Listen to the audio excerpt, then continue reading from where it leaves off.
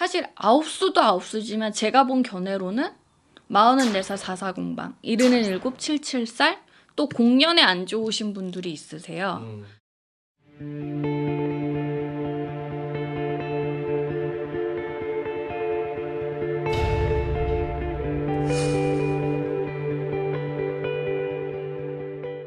안녕하세요, 하나보살입니다.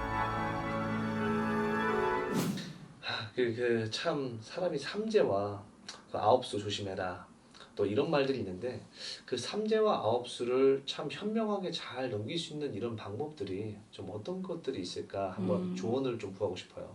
제가 그냥 세 가지로 말씀을 드리자면, 네. 간절히 기도해라, 무릎이 닳도록 절하고 매달려라, 또 눈물과 땀소리가 터져 나오면서 나의 업장이 소멸이 되는 거고, 그럼으로 인해서 그런 운기 자체가 바뀐다라고 우선은 간략적으로 말씀을 드리고 싶으세요. 삼재는 9년에 한 번씩 사람이라는 것은 삼재판란을 맞게 되는데요. 네네. 누구나 피할 수 없는 그런 삼재죠. 그렇죠. 세상에 태어나면. 그죠? 근데 인생에 있어서 최소 5번에서 6번 이상은 겪고 넘어가야 되는 것이라고 생각을 해요. 삼재라고 해서 다 모든 것이 나쁜 것은 아니세요. 예를 든다면 전화위복이 돼서 삼재가 돼가지고 막 운기가 성성해서 내가 사업이 안 됐던 부분들이 잘 빵 하고 터져서 진짜로 안정이 되시는 분들이 계시는 경우도 있고, 그런 복삼재도 있고요. 또 그냥 아무 일도 없이 무일무탈하게 그냥 무단하게 넘어가는 그런 삼재를 평삼재라고 합니다. 근데 이제 우리가 가장 아는 그런 삼재, 네. 우환이라든지 아니면 사망이라든지 아니면 사업의 실패를 그런 겪는 경우 악삼재라고 볼 수가 있으세요. 제가 한 가지 예를 든다라고 한다면, 해장국집을 하시던 사장님이 삼재가 들면서 마음을 잡지를 못하고 네네. 가게를 막 계속 이동을 하시고 장소를 계속 바꾸시는 거예요. 근데 6개월을 하다가 그만두고 또 다른 데서 옮기고 또 이번에도 없는 돈에 뭐 주식이다, 부동산 투자다, 누가 좋다고 하니까 막 갔다가 있는 거를 다 갖다가 이제 평생 벌으셔서 다 갖다가 박으셨어요. 근데 제가 이제 그분한테 뭐라고 얘기를 했냐면, 삼재가 악삼재로 들어와서 마음을 흔들어 놓는구나. 당신은 이번 삼재 때 모든 것을 잃게 될 수가 있으니 조심해라, 하지 마라. 분명히 충고를 했음에 불구하고 그때는 누군가의 말이 귀에 들리지가 않는 거예요. 네네. 제가 그분한테 말씀을 드렸지. 기도를 정말 열심히 하고 간절하게 해야 넘어가는 그런 고비들을 잘 넘길 수가 있으십니다 라고 했지만, 자기 자신이 제일이기 때문에 남의 말을 절대적으로 듣지를 않으시더라고. 근데 삼재가 지나고 나서 경제적으로 너무 힘이 든 거예요. 네. 경제적으로 너무 어려움이 있어서 와이프는 파출부에 다니고 그분은 이제 백수가 되셔서 이제 그때 들어와서 저 어떻게 하면 되겠습니까? 라고 여쭤보시는 거죠.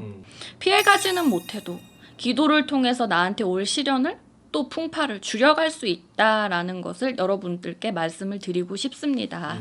근데 내가 삼재인데 편하고 일이 정말로 잘 되고 있어. 그렇다라고 한다면 굳이 점집에 가서 여쭤보고 돈을 들여서 풀이를 할 필요가 없다라고 생각을 합니다. 다만 뭔가 마음이 경제적으로 힘들고 뭔지 모르게 자손도 안 되고 근심이 크게 들어와 있고 또 뭔가가 내 몸이 갑자기 막 아픈 것 같아. 네네. 그럴 때는 내가 뭐 때문에 그런지 정확하게 상담을 받고 넘어가야 된다라고 볼 수가 있으실 것 같으세요.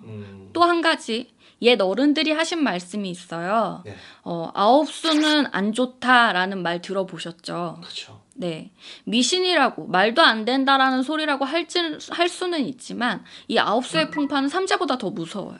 그렇기 때문에 조금은 피해갈 수 있다라고 한다면 피해가는 게 좋은데, 사실 아홉수도 아홉수지만 제가 본 견해로는 44살 44공방, 77 77살, 또 공년에 안 좋으신 분들이 있으세요.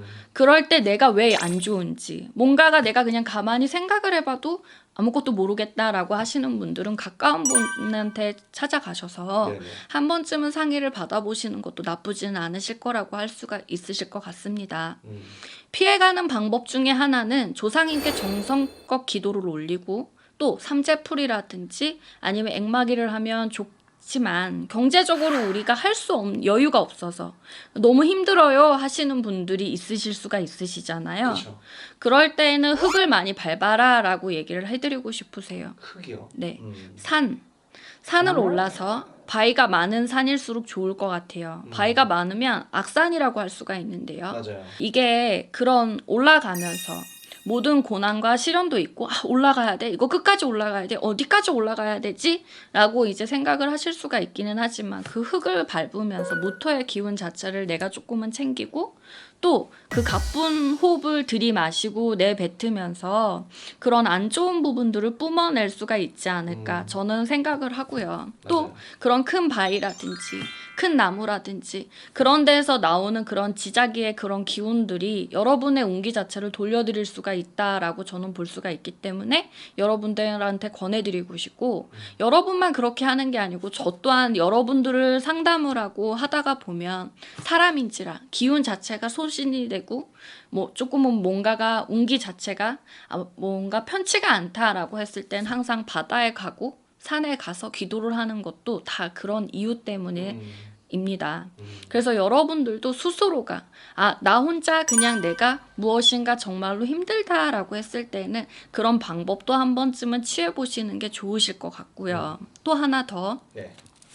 우울증이라든지 아니면 자손이 방황을 한다든지 또 부모의 초상이 났다든지 아니면 이혼을 한다든지 사망을 한다든지 이런 것들이 아홉수의 고비라든지 이런 거에 잘못 걸리면 회복하기가 정말로 어려운 풍파를 겪을 수가 있어요. 예를 들어 우리가 산을 갈 때 옛날에 산적이 있는 산길이 있고 네. 그냥 조용히 이렇게 올라갈 수 있는 그냥 오솔길 같은 그런 산길이 있잖아요. 네네. 처음 간 사람은 모르지만 거기에 있는 사람은 이 길은 이런 길이에요. 피해 가세요. 저 길은 이러기 때문에 이쪽으로 가시는 게 좋을 것 같아요. 라고 얘기를 하듯이 우리가 모르고 그런 길로 가서 안 좋은 그런 것들이 있는 것보다는 그냥 내가 편안하게 조금은 이렇게 쉬면서 갈 수 있는 그런 오솔길을 선택을 하시는 게 여러분 인생에 있어서 금전적인 부분에 있어서의 손실수도 조금은 줄일 수가 있고 내가 가는 거에 있어서 우리가 시간도 돈이잖아요. 그렇죠. 그렇기 때문에 그런 부분에 있어서도 시간을 조금은 줄여가지 않을까. 이거는 제 견해이고요. 여러분들도 그런 부분들이 조금은 많으실 것 같기 때문에 내가 정말로 혼자 노력을 해서 안 된다라고 했을 때에는 언제든지 하나보살집이 열려 있기 때문에 찾아주시면 감사하실 것 같습니다. 고맙습니다.